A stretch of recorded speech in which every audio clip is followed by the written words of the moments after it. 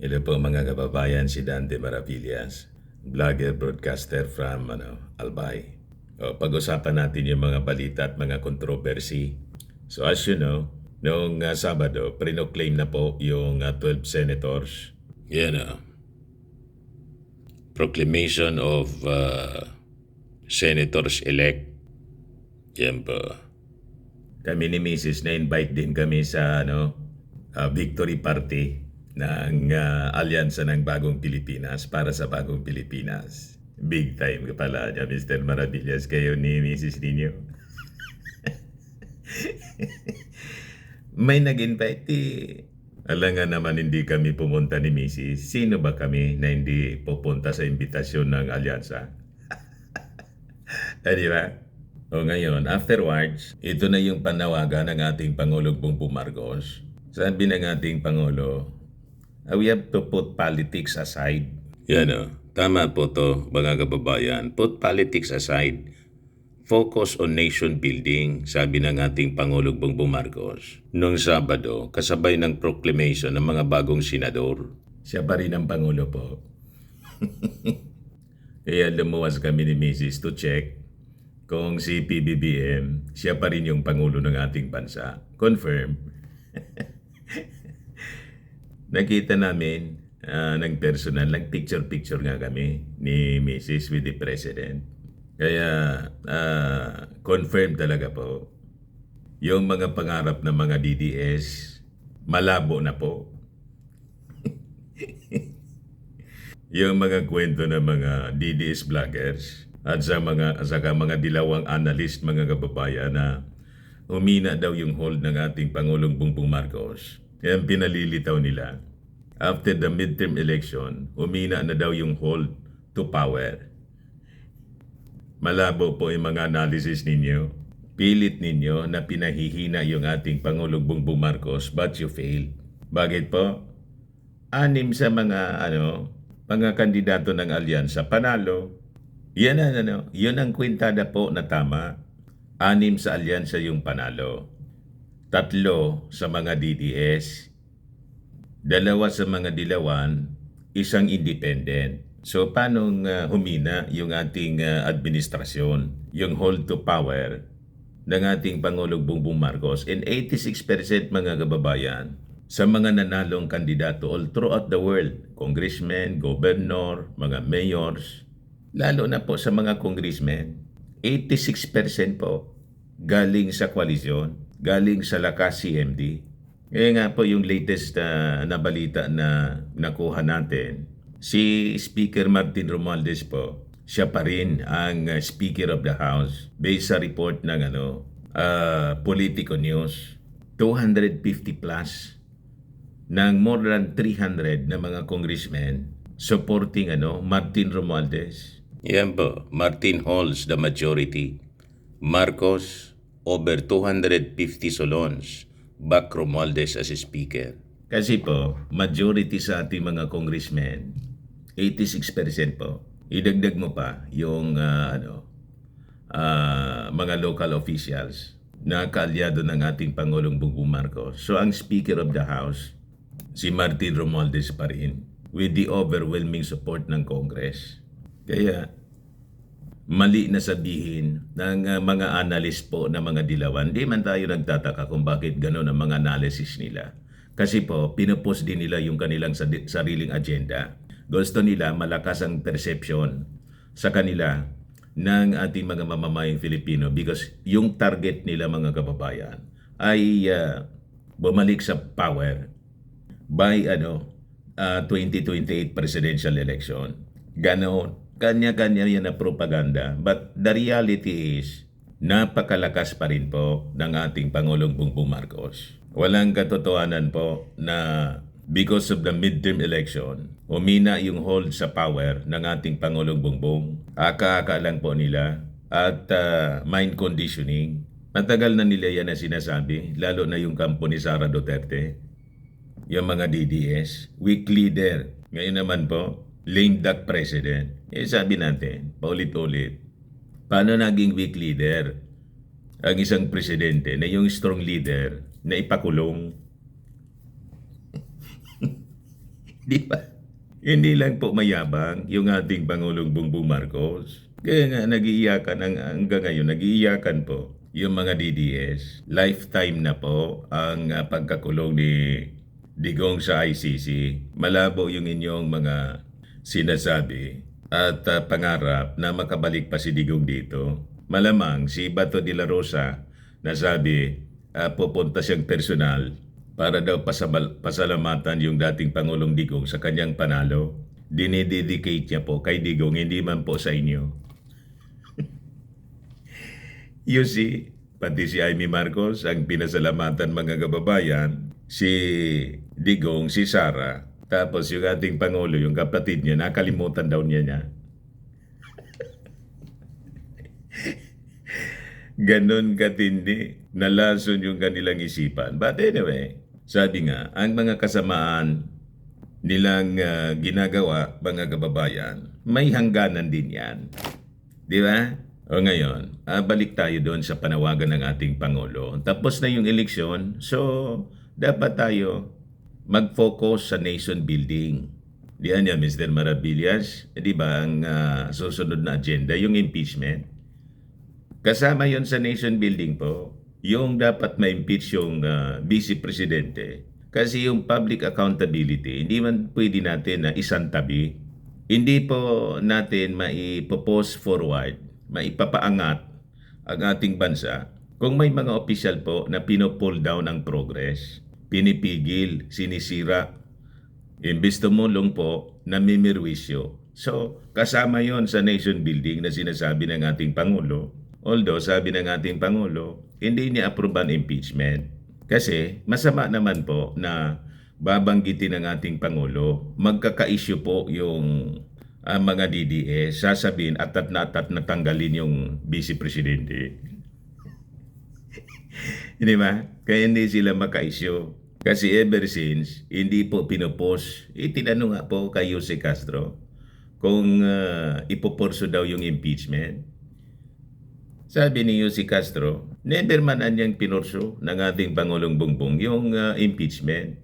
Kaya lang, dapat irespeto natin yung proseso. Kasi nga po, yung Congress in-impeach si Sara Duterte kasi may valid complaints. Nakita po yung mga anomalya. At during the investigation, ngayon, nasa na siya, nasa Senado na, so kailangan na ituloy po yung proseso. And this is, due process. Di ba? Kung may-defend ni Sara ang kanyang sarili, makitang weak yung mga ebidensya laban sa kanya, then acquitted siya. Tuloy ang buhay. Di ba? Ganon lang po yan, mga kababayan. Dapat dumaan sa proseso. At kasama yan sa nation building. Bakit kasama sa nation building? Kasi po, yung mga Duterte, mga DDS, ayaw nila ng progress. Lahat ng mga programa, kinukontra nila. Di ayaw nila ng progress. Ang gusto nila, progress ng buhay nila. Sila yung dapat nasa posisyon. Very selfish yung kanilang agenda. So ito yung sabi ng ating Pangulo. Put politics aside, focus on nation building. Sabi ng Pangulong Bongbong, yung campaign season na niya, tapos na. And the focus must the focus must now return to addressing the country's pressing concerns. O, di ba? Iyan ang leader po. Kaya sabi dito, following the proclamation of the 12 new senators, President Marcos said it was time to move past the midterm elections and shift efforts towards promoting his administration's development agenda. Sa kanyang speech, mga kababayan, during the Alyansa para sa Bagong Pilipinas Thanksgiving event for the media at the coalition's headquarters sa Mandaluyong City, sabi ng ating Pangulong Bongbong, tapos na niya yung campaign season. Dapat na niya mag-focus na tayo in addressing the country's pressing concerns. Na-invite kami ni Mrs. doon sa Thanksgiving party-party. Sarap ng ng pagkain. Di ba?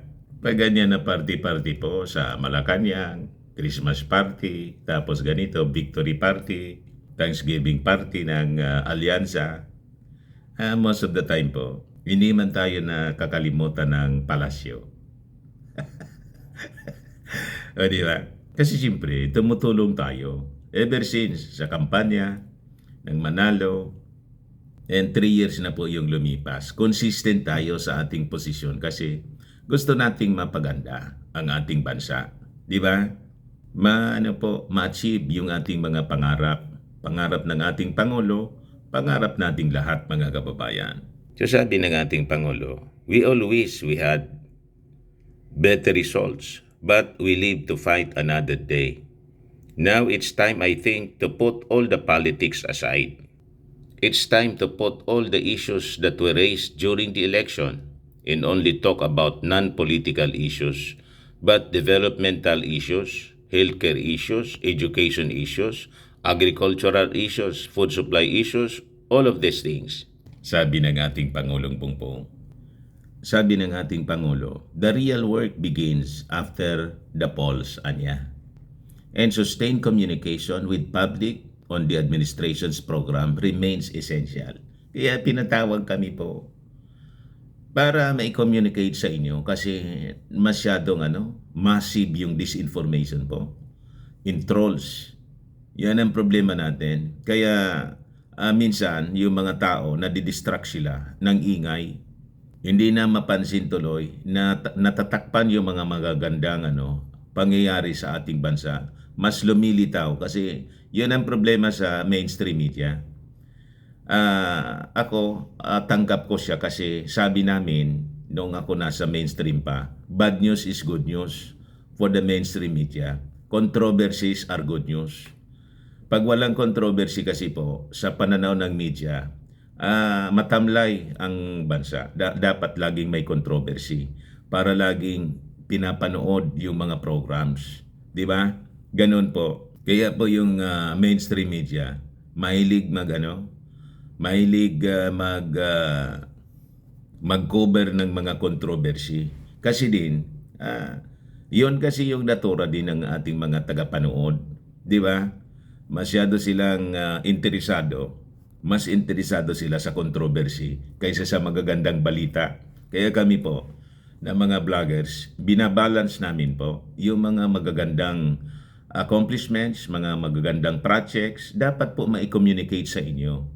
Kasi pag ganon, laging sinasabi ng mga critics, ganito anya, wala man anyang epekto sa amin.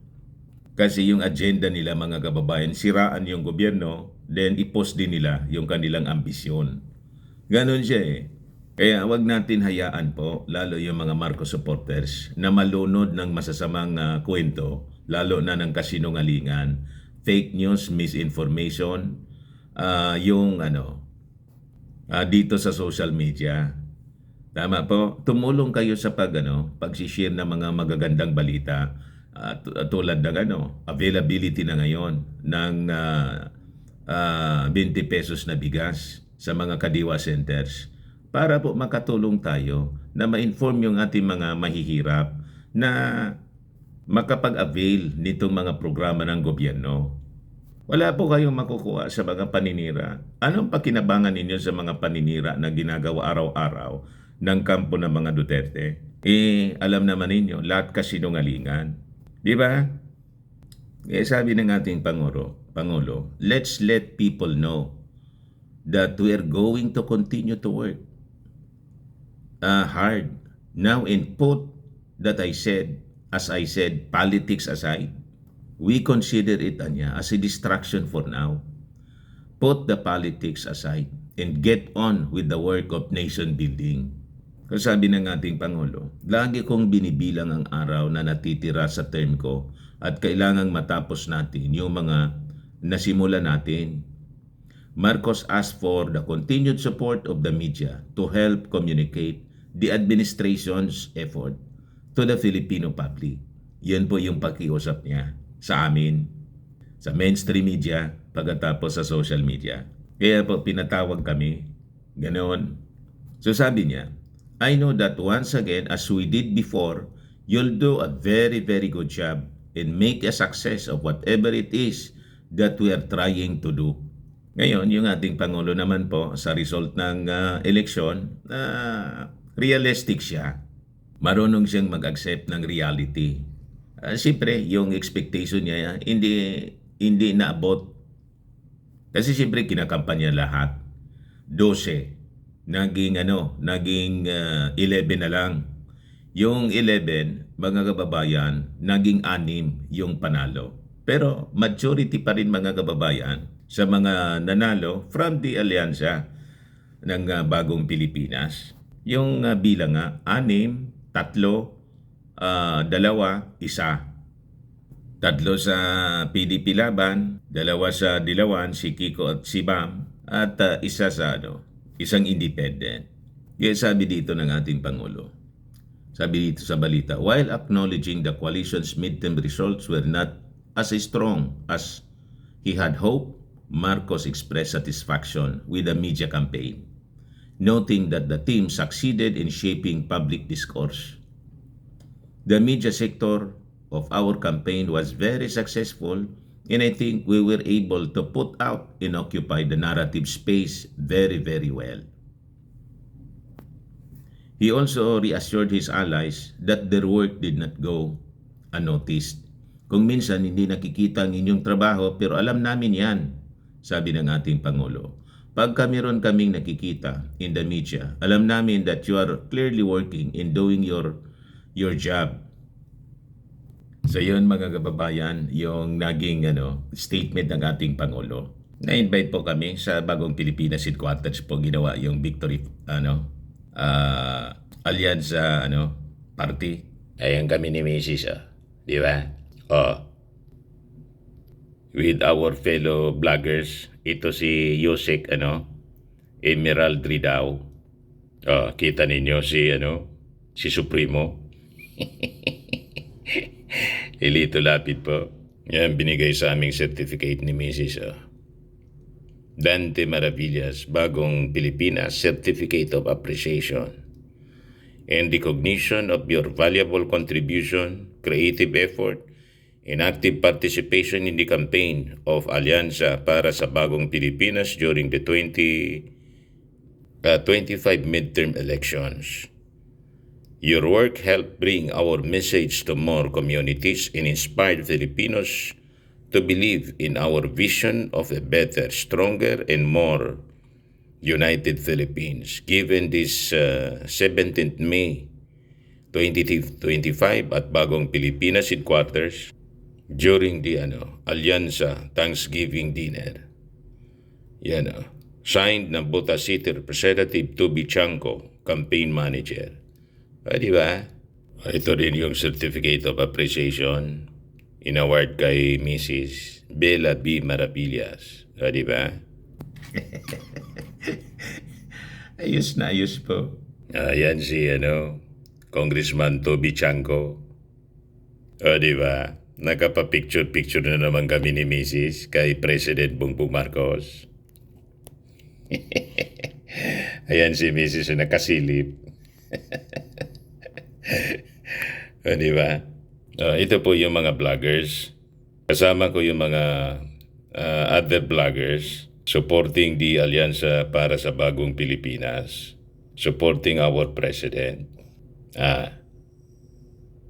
With Yusek Franz Imperial, Presidential Communications Office.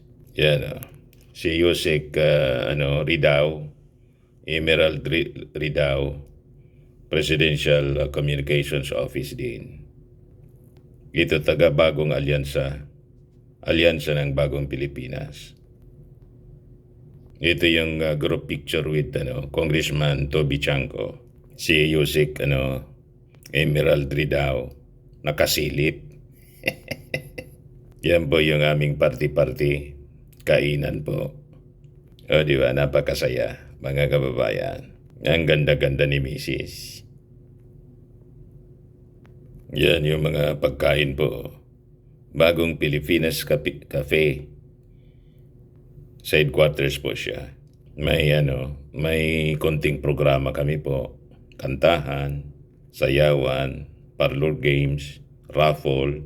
Ito na yung kainan. With the fellow vloggers.